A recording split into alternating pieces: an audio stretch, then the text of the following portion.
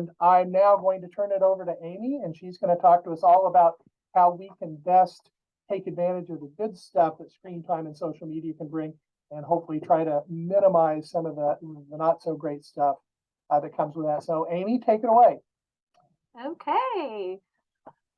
Well, hi, I'm Amy. I am, yes, a staff clinician here at Family Service and Guidance Center. I primarily work with kids ages 7 to 18, 19, 20. So this is something that actually comes up a lot. I have, a lot of kids that this is problematic, and parents ask these types of questions. So I think what I'd like to do is just kind of start with like doing a recap of what I shared leading up to tonight, and then I'll kind of go into the questions and answer them. So again, we're talking about screen time and social media. So screen time is anything that has a screen on it: TV, computer, tablet, smartphone, gaming system. The reason that this is kind of one of those topics that we talk a lot about is because as parents working with kids, we've all come across, our kids wanting to be on them, and they these days like to be on them a lot. The problem is it can lead to some difficult behaviors. So the biggest one, well, I shouldn't say the biggest one, but one of a concerning one is, just that lack of movement. They're sitting a lot, not up moving around. And so, there's that concern of weight gain and being overweight and how that affects our health. Depending on, what they're watching on the screens, we get a lot of aggression, verbal and physical. Sometimes, it can become violent. Let's see. I also noticed difficulties with going to bed, establishing like a sleep routine, staying asleep. Lots of kids trying to sneak on to those screens in the middle of the night, and attention problems, and then just difficulty with like having delays in language and social skill development. Those are all some, concerns that being on the screens too much, that leads to that. So just again, kind of going over quickly, why should we limit screen time? So I touched on, pros and cons. Pros, I'll start with them, being more aware of their surroundings, having healthier eyes, less headaches. We're able to teach the kids, what's really important in life. Overall, we usually see a more stable, kind of happier mood, and they can have time for other activities. I'm a big fan of unstructured playtime, getting kids outside, playing sports, running around, fishing, building a fort, reading, writing, board games, interactive type things. Those would be reasons that we would encourage limiting that screen time. Cons of limiting screen time, internet is an opportunity to learn. There's lots of different things available on the internet. My kiddo likes to call it fun facts. You can find little bits of information, and it is fun. You can learn a lot of different things. So when we limit that, we take that away from them. They can become jealous of older siblings if you're imposing rules based on age. A younger, child might be jealous of an older sibling because they have more freedoms based on their age. This has really become, social screens and social media has really become a way of us communicating, friends and family. I talked a little bit about, kids are able to stay connected to their friends at school, especially like over the summertime and the evenings. They can chat, they're more social, just like we talk to family outside of our communities. So in limiting that, we take that, a little bit away from them. I often see it's like really important to be a part of things. And so if, your child doesn't have access to screen and social media, they might feel left out. And then, a lot of learning at school is, teaching is done on screens, and then homework. There, I just about everybody, even I think elementary school, kids are on laptops and Chromebooks. So limiting that can affect schoolwork. So those are some pros and cons. So kind of talking about so how do we go about implementing this? So, we're talking about, really so how do we ensure quality screen time? So the biggest thing that, I feel like is being active in knowing, what it is that your kids are interested in, the apps, the games, what are they wanting to watch? Try viewing that with them, ask questions, get to know what it is yourself. I'll talk a little bit later about where you can go to get some more information on, helping you be able to feel more confident in, what you think about and maybe limit. There's parental controls, we have a lot more flexibility in using things like that. We can say no without, they don't even have access because we're in control of that. Can also kind of set timers so that, phones are only available from this time to this time. Let's see. So let's talk about maybe setting some limits. So the first thing we want to do is make sure that we are establishing clear rules. We want our rules to be clear, and we want our expectations in those rules that we're setting to be reasonable. So again, first thing is, really encouraging that unstructured playtime. But, you can go ahead and, some of the rules might be, no screens during dinner, or maybe they're, no screens after whatever time they go to bed. Make them turn their phones in, to you at nighttime, have them charge in a certain place, not in their bedrooms. Keep TVs out of the bedroom. Let's see what else. Keep the TV turned off. Don't just have it as background noise. That's another kind of easy one that we can do.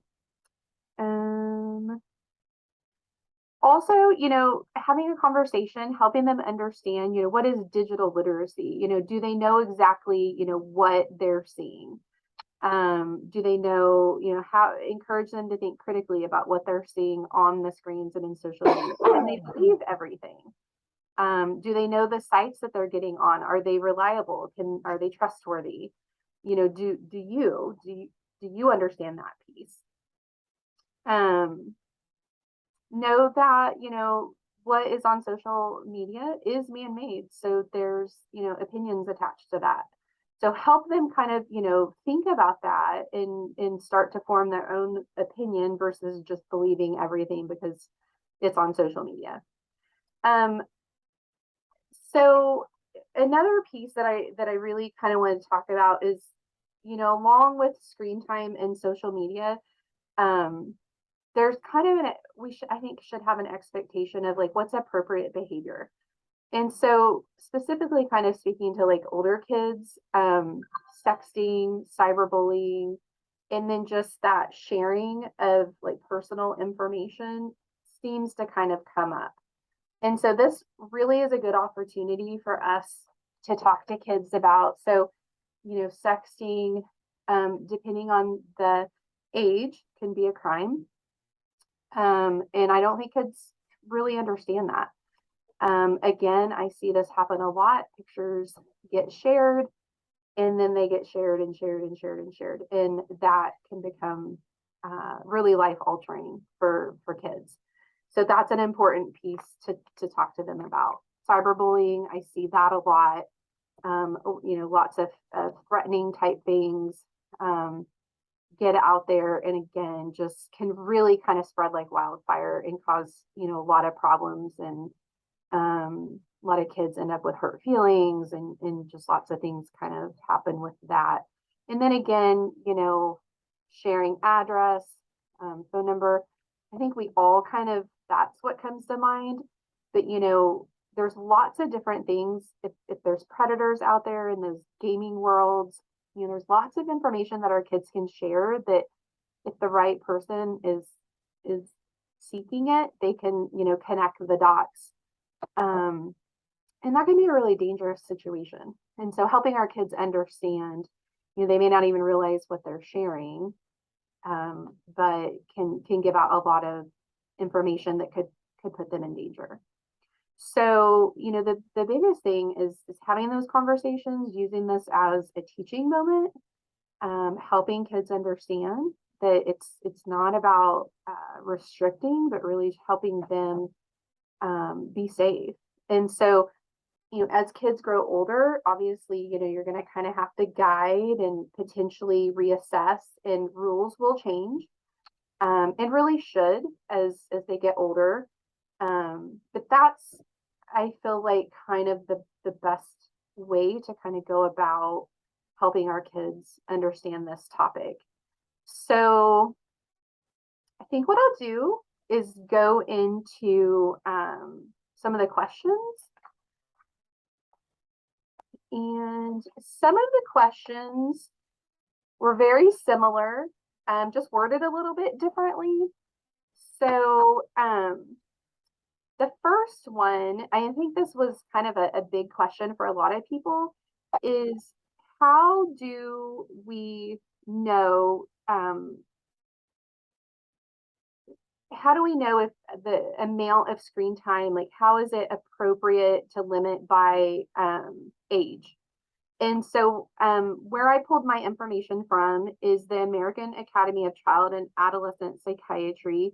And that kind of felt like that was a reputable source, but there was lots of information that really kind of mimicked this.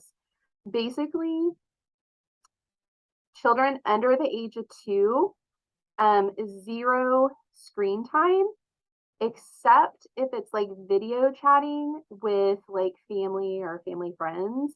And we would encourage that you would be like present and doing that with them.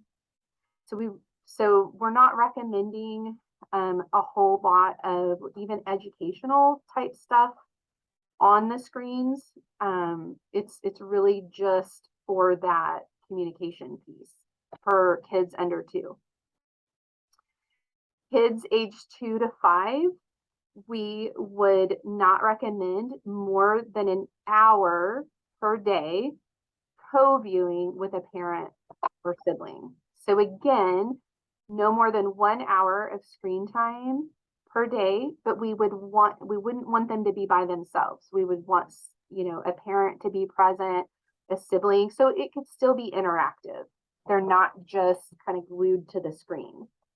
And so that was ages 2 to 5.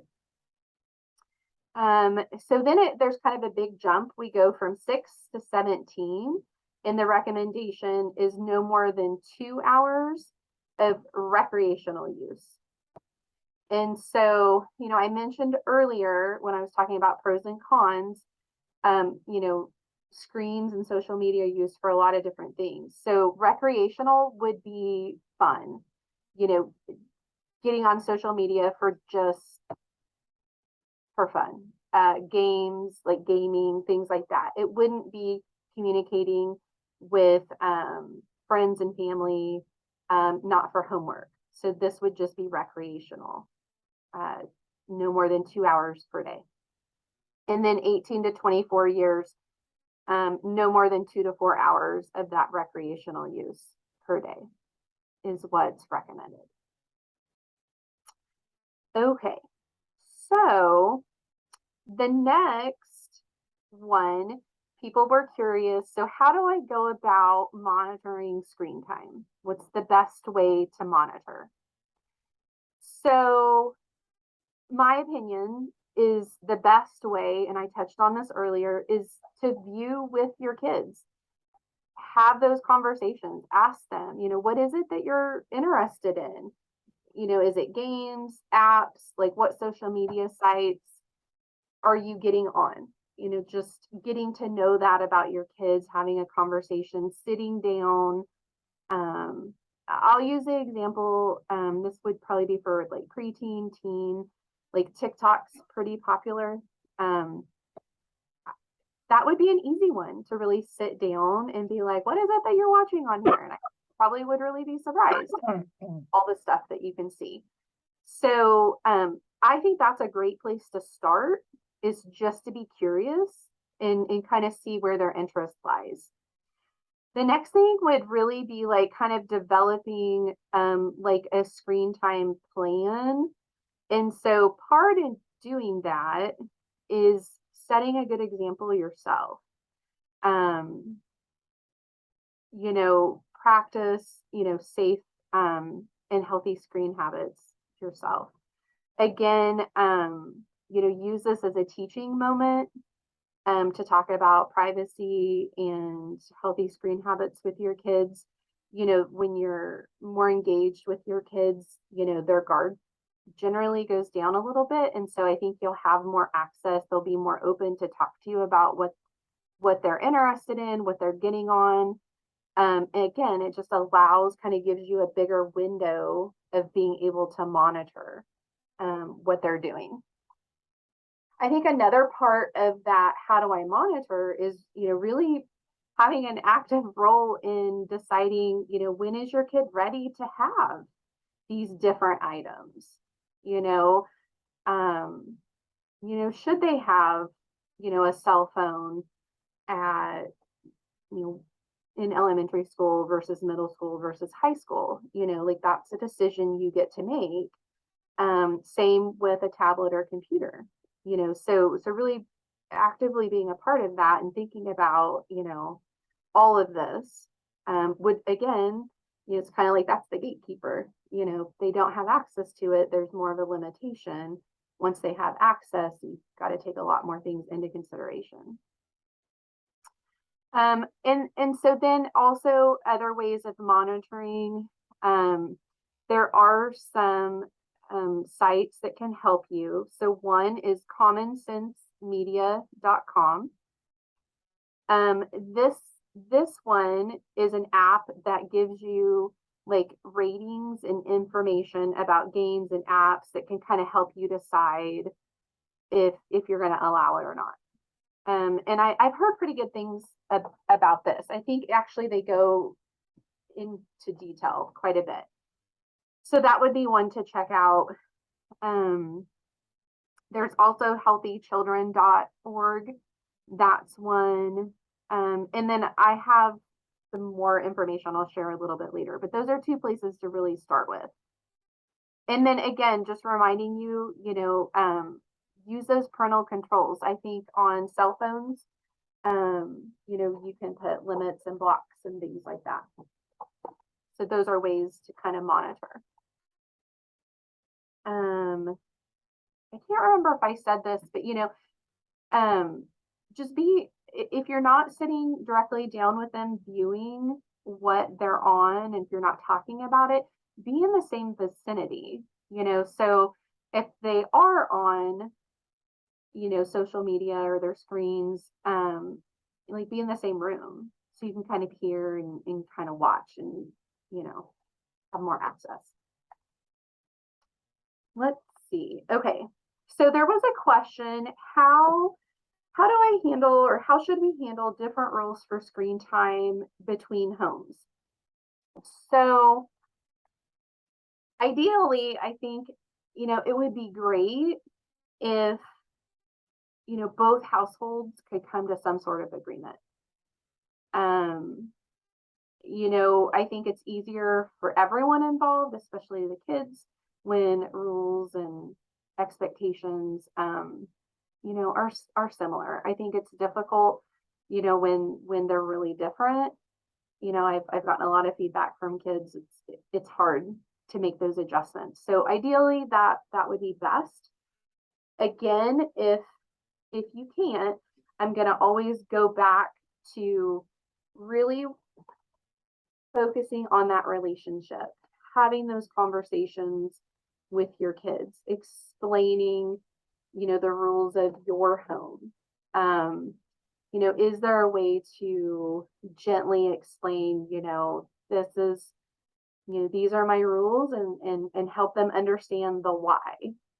And, you know, if you have to, you know, just say, you know, in the other home, you know, these are the rules, and because that parent feels like this is what's appropriate, but in my home, this is, you know, I feel like this is appropriate based on, and help, you know, kind of explain, kind of help them understand the why.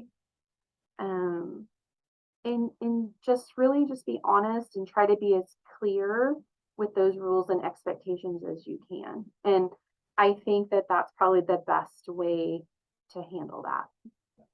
Hey, Amy, Yes. we have a question. Our guest tonight works with parents as teachers, Okay. and they're watching for the parents that they work with. And the question is, wondering if you have any thoughts on effects of screen time on young children, possibly on the spectrum. You mentioned effects on attention. Would love some tips to share with parents on effects on attention.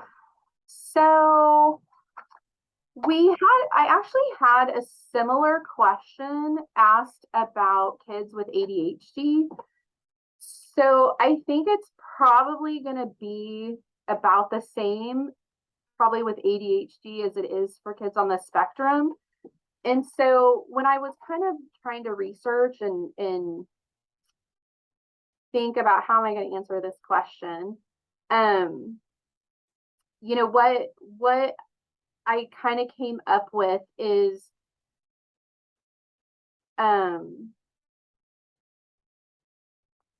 screen sessions can really eat up a lot of time.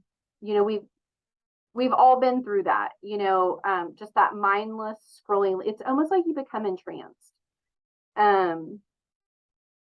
So it can eat up a lot of time that we could be doing other things that require more patience or brain power. And I think that's why, like with ADHD, potentially with kids on the spectrum, there's not a lot of like, we don't have to put a lot into that. We can just simply engage and be entertained. And so we're kind of drawn to it. The screen can actually, the article I was looking at, they referred to it as like suck kids in who already have attention issues. It can also, because, you know, when we're bored, you know, we often kind of fall into that too. It can just be a quick source of entertainment. But what I found is for each extra hour per day that we're looking at the TV or some type of screen, there's a risk, the risk of concentration difficulties increases by 10%.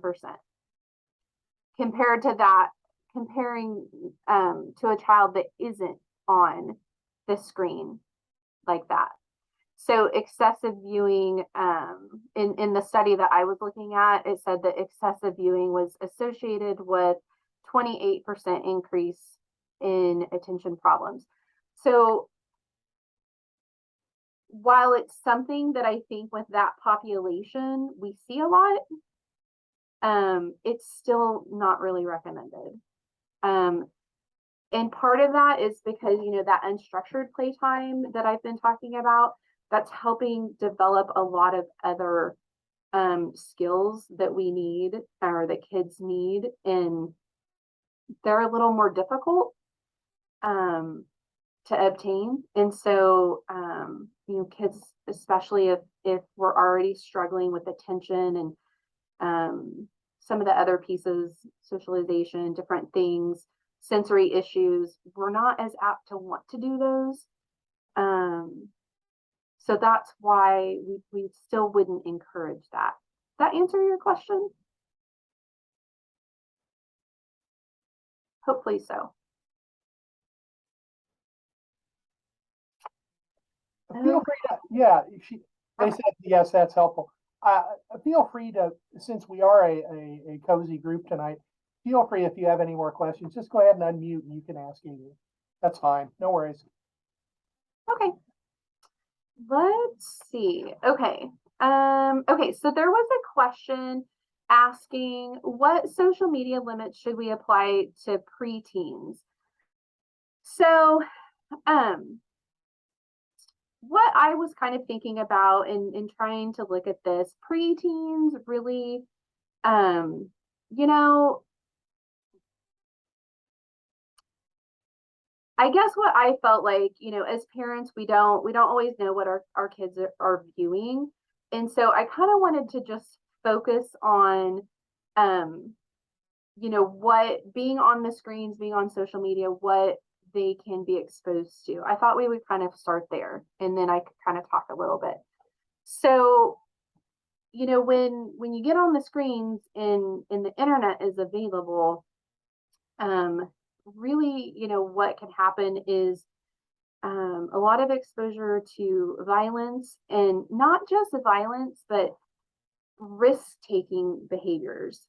I know, I can't think of what they're called, but I know there's some different things like on YouTube and I think TikTok a lot, where people are doing like different types of challenges and just silly things. And when you're watching them, I mean, it's kind of funny, but it's really dangerous. And there's usually kind of a tag on there that says, don't do this unless you're a professional. But again, when we're talking about younger kids whose brains aren't fully developed, and they just see that and think, oh, that's cool. So that's the first one. So also kind of what I was talking about is like videos of stunts or challenges that may inspire unsafe behavior. There's again lots of sexual content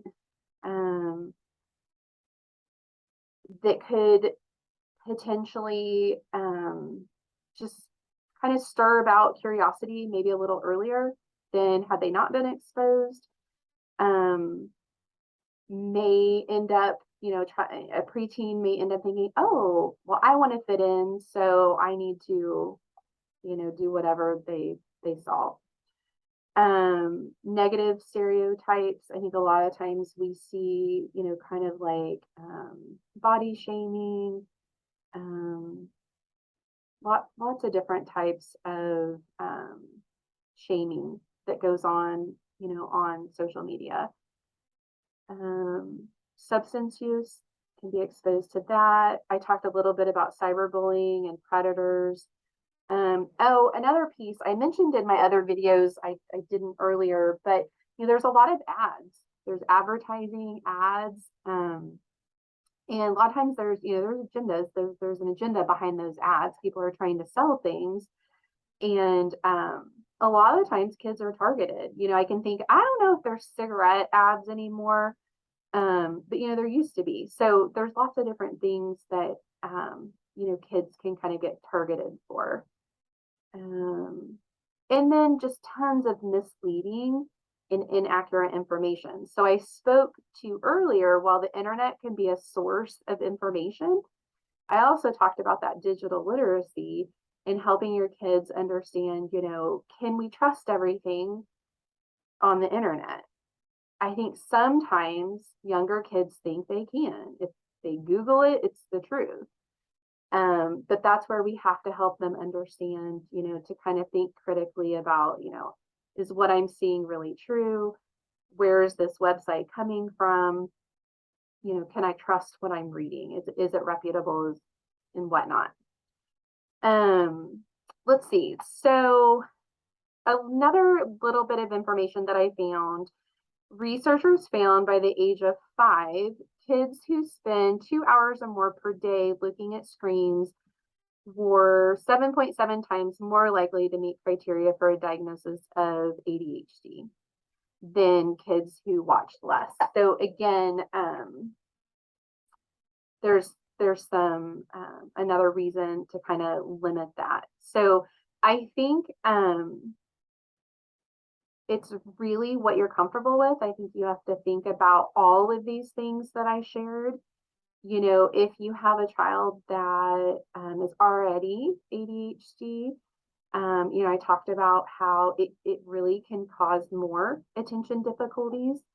If you have a child that has experienced trauma, we just talked about a lot of different things that they could encounter. That can maybe trigger some different thoughts and feelings about themselves. If you have a kiddo that's being bullied, there's lots of things. So I think you really can continue to go back to, I think we just really need to make sure that we're having, good conversations with our kids so we really know what's going on and we can better help guide. I kind of like the phrase like guide them, because I think when we try to control, we get that pushback. So if I'm really encouraging more of like this back and forth, like communication and focusing on the relationship, because I think when we have a stronger relationship, our kids are more willing to listen and to kind of listen with open ears and hear what we're saying. So, and I think that also helps us be able to listen to what they have to say. Like, what is it about this that they like? Why is it so important to them? Instead of us just saying no, because I said no, we need to listen to them and kind of hear what they're saying and take that into consideration. Our answer may still say the same, but we can at least acknowledge and let them know that we've, heard what they had to say. Let's see. Another question was, let's see, it was talking about, how did they ask this? Okay, so they really were wanting to know the effects of screen time on attention, like attention span. So I kind of talked a little bit about that, but going more into it, I kind of wanted to touch on a little bit of like the brain and kind of the science behind it. So basically, these devices, they likely are impacting the brain.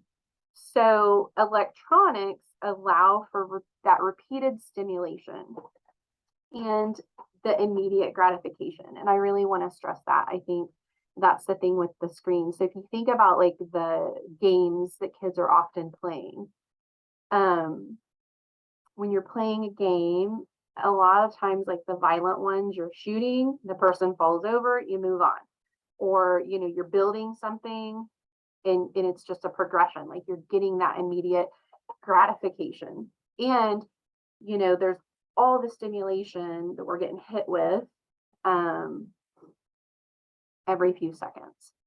So we become accustomed to all that rapid and frequent stimulation. Then it can become difficult to focus when things in the real world slow down and they're not as mesmerizing. So if you think about in school, listening to a teacher talk about maybe math is not going to be as stimulating as, rapid fire video games and stuff. Excessive screen time has also been associated. Well, again, I talked a little bit about this in the beginning, but, obesity, just the lack of movement, not getting up and getting around. I see a lot of kids that struggle with mood swings and aggressive behavior. And I really, just kind of speaking to just my experience with the kids that I've seen that are kind of coming in with, parents that are expressing concerns, and what I'm seeing, a lot of it is related to some of those more aggressive type games. They're playing these aggressive games and then they're mimicking is what I'm seeing. So again, just kind of having a negative impact overall on health, the attention span, the language development, cognitive development. So that's why we wouldn't encourage based on attention. Okay, so I said that I would touch more on like parent apps for monitoring screens. Another one that I saw that looked, and I think I've heard several different people use this, it's Bark, like BARK. Okay, the commonsensemedia.com, the healthychildren.org. And then I did find an article that I thought was pretty good. And they were kind of doing a review on the 7 best parental control apps. And so that is www.parents.com/kids/safety. And you should be able to find that article. And I thought that looked pretty good, giving some other options for monitoring screen time. So you might take a look at that. Let's see. Okay, so I think this is the last question that I had. So we've talked about, kind of the negative effects. We've talked about how to limit, what the pros and cons would be, and then how to kind of implement.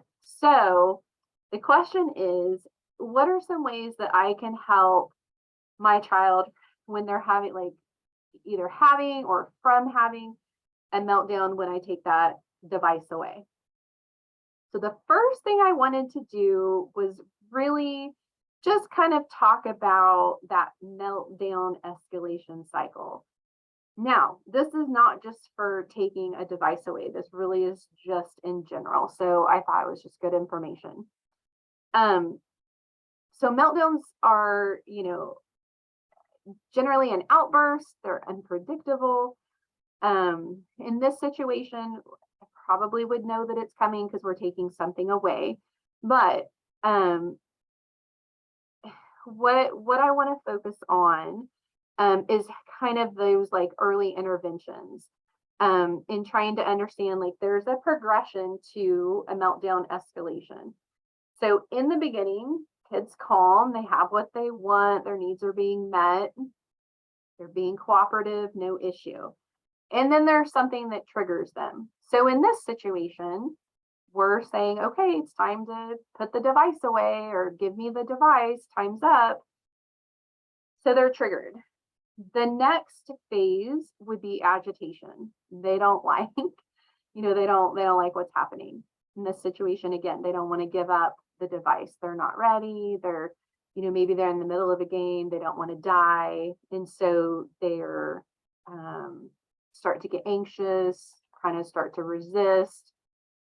And so then the next phase would be acceleration.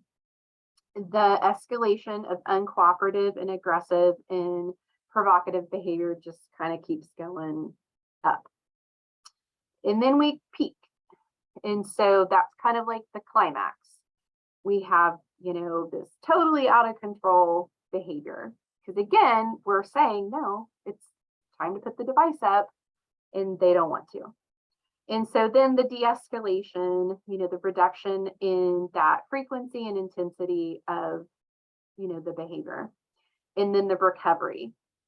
And that's where they, they're able to calm down, and they kind of transition back into that responsive state and can be moved on. So that's what we're talking about with the meltdown.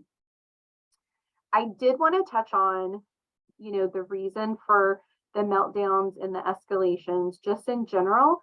There's always an underlying reason, or underneath any behavior, there's a root cause. So in this particular situation, they're wanting to play on the device. They're not ready to give it up. We're telling them, time's up, it's over. And so that causes, that thought process and emotions to kind of just go haywire. And so it's an unmet need. They want something, and we're telling them they can't have it right now. And so the reason I felt like this was important to talk about is because we can often be triggered. And I'm going to talk more about that in a little bit.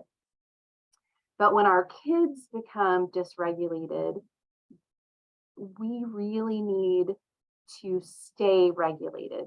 And we can often be triggered by their behavior. So we have to kind of be prepared for that. And I think one way of being prepared is to kind of understand the process. So the biggest thing is knowing that any behavior that we're having, there's a root cause. So we're talking about taking away a tablet. And so we know their behavior is, they're upset because they don't want to let it go. So we need to stay calm in order to help keep them calm. So we call that co-regulation. So let's see. First thing is kind of like an early intervention. So in thinking about this situation, I would kind of, and I've made these suggestions before. I think any of us could be triggered if we were just given no notice. If we just all of a sudden were said, well, you can't do that anymore. And we weren't prepared. So sometimes giving like prompts or like a 15-minute, hey, and you're going to need to put the tablet up in like 15 minutes, kind of putting that out there, giving them a heads up. Maybe even potentially giving another kind of warning at like 10 minutes. Okay, it's 10 minutes, there's 10 minutes left. And then at 5 minutes, and then okay, the 15 minutes is up. So kind of like that early intervention is like giving them some notice, some time to prepare will, I think, help. Again, centering yourself, making sure that you're okay.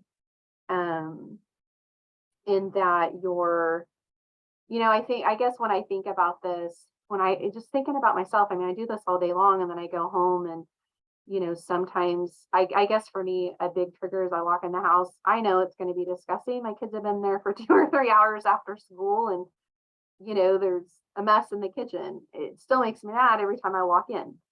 So I have to sometimes like mentally prepare myself. If I don't, if I'm rushing around, if I know that I have to go from work, hurry up and get home to go to here, to here, to here, like my distress tolerance is going to be kind of small. And so planning for myself, like really making sure that I'm ready, that I know what's going to happen. And I just have to kind of tell myself the kitchen's going to have to wait. You know what it's going to look like.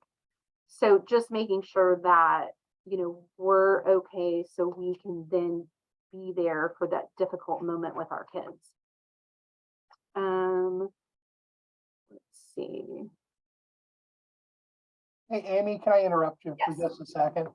There was Mhm. something, and to our guest T. Graham, if you could remind me, there was something that you wanted Amy to put in the chat. And at this point, I don't remember quite what that was. Can you remind us?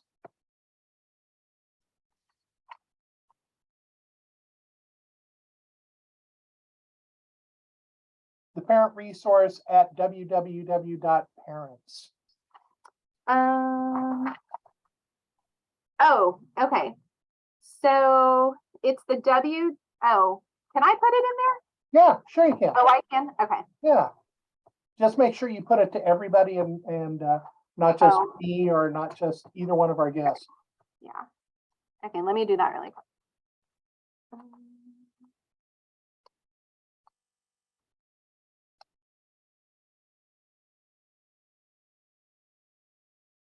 Let me guess, it is the longest URL in the history of the internet, right?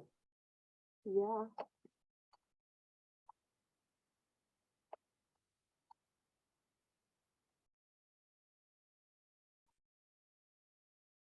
I'm almost done.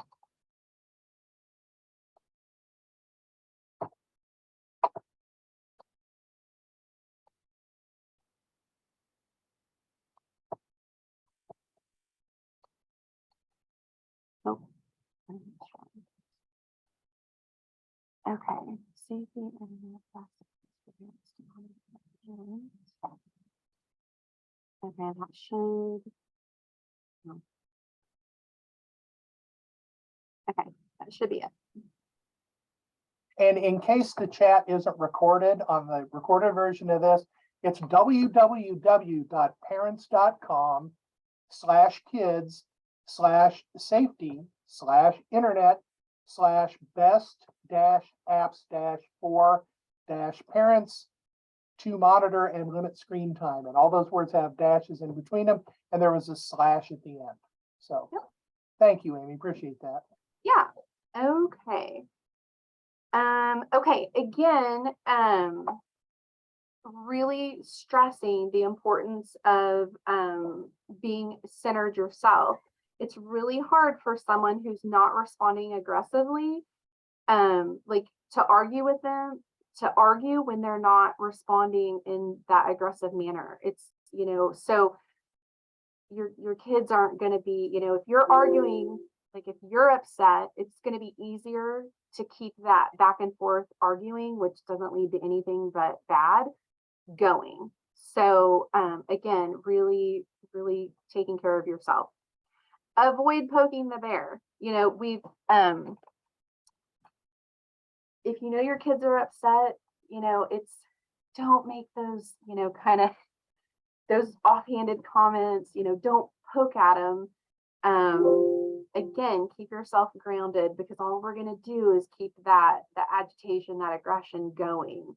You know, when kids are upset, what happens is the front part of our brain, that is what where we use logic and reasoning and we problem solve. It's our brain is like a computer. That front part, the prefrontal cortex, it goes offline. And so they don't have access to that problem solving. What they're doing is they're going either into their limbic brain, which controls emotion, or if they've experienced trauma, they're actually going into the brainstem, which is the most primitive part of our brain. And that's where fight or flight is. And so that's why the emotion gets so big. So we have to help them. We have to co-regulate with them. We have to help calm them down, because we can't be in the front part of our brain and the back at the same time. So we have to use all those coping skills and calm our body down so that we can bring the front brain back online and be able to problem solve. That's why if any of you have tried to talk, like when a kid is really upset, can't talk them out of that. That's why that doesn't work. The part of the brain that is able to use logic and reasoning and problem solve is not plugged in. So breathing, giving them space, that's what it's going to take to kind of calm them down, and then to be able to use the front brain. So that's why I say don't poke the bear, because they're just going to make it worse. They're all in their emotions at that point. Give them some personal space. Give them time to calm down. Don't be right on top of them. You know, give them some space. Just kind of walk away, as long as it's safe. And you kind of have to assess the situation, but giving them space will give them time to kind of start to calm down. Validate their feelings.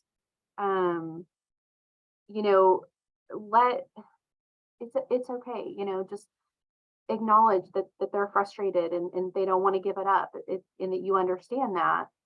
You know, reflect, repeat what you've heard, and clarify. So here's an example.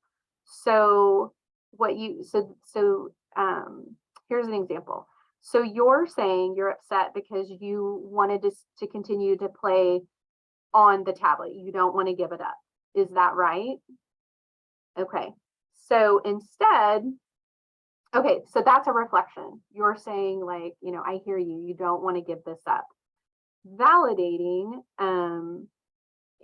here's an example. It makes sense that you're upset right now because you really wanted to continue to play on your tablet. And it's hard to not always get what we want when we want it. Okay, so that would kind of be a form of validation. We don't want to do this next part. We would not want to say, I see you are mad, but we don't act this way. We want to try to avoid the but. So if you noticed in the one that I said, try this, I used and it's hard to not get what we want when we want it all the time. We're just validating those feelings, and we can all relate to that. Avoid the but. In supporting them, let them know that you're there with them and you're gonna be there for them. And so something that you could try saying is, I know this is hard and I'll stay with you while it's hard. Okay. Invite awareness. Sometimes we can help them shift their focus from what's happened in the present moment. They can really get like hyper focused and kind of fixed. And so a few examples in how we can do that is by asking them to tell us like what they're hearing, say, tell me, 2 things that you can hear right now. 3 things that you can see, 4 things that you can feel. What's something that you can smell right now? That's a form of grounding, kind of bringing them back to the here and the now. You can also, another one that's kind of fun is they can, let's see.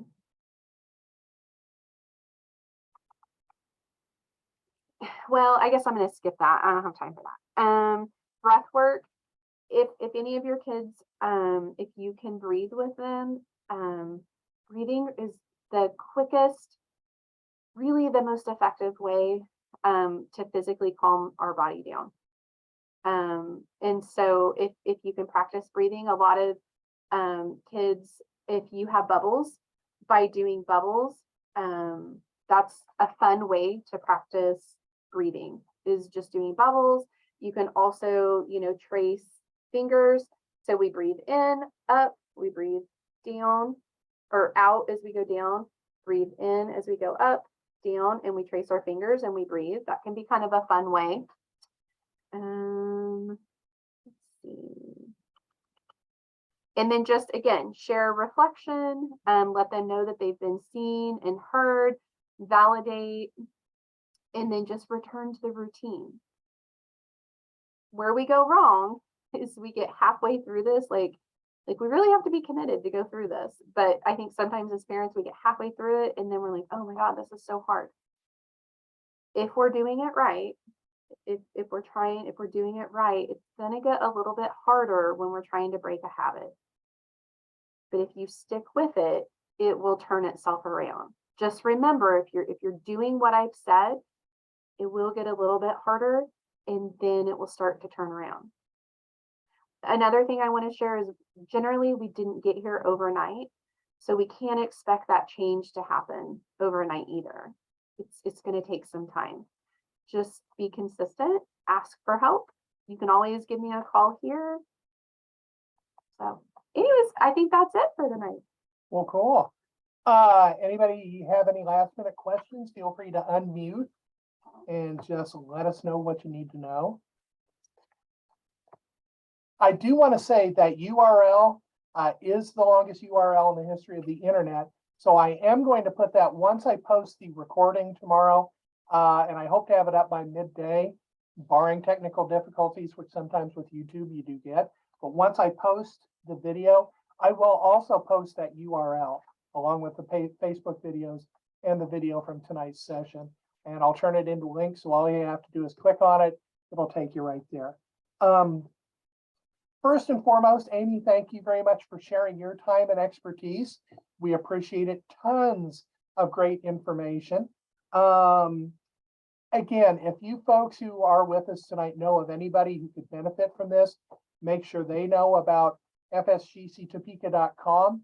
They click on the big blue parenting resource box, and that's where we're going to post the video once we get it up on YouTube. So feel free to share it with people. Share a link on your Facebook, social media, whatever you have. We would love to have this information get out to more people. So that's about it for tonight. I do want to pass along that next month on September 28th, Travis Freed, who works in our crisis department, is going to talk about suicide prevention. Very tough topic to address, but we are learning that as we're hopefully coming out of the pandemic, a lot of kids became kind of hopeless during the pandemic, and a lot more kids are self-harming. A lot more of them are saying that they have seriously considered taking their own life, and we don't want that. Our world is better with our kids in it. So if you're interested or know of a parent who might be interested, let them know. We will post a link to sign up for the session on Facebook, and also we'll have it on our website. So anything else you want to leave us with, Amy? I just thank you guys for joining me tonight, and I honestly wish you the best of luck. All right, very good. Well, thank you on behalf of Amy and me and all of us at Family Service and Guidance Center. Thanks for joining us tonight, and hope you have a great evening. Thanks. Bye-bye.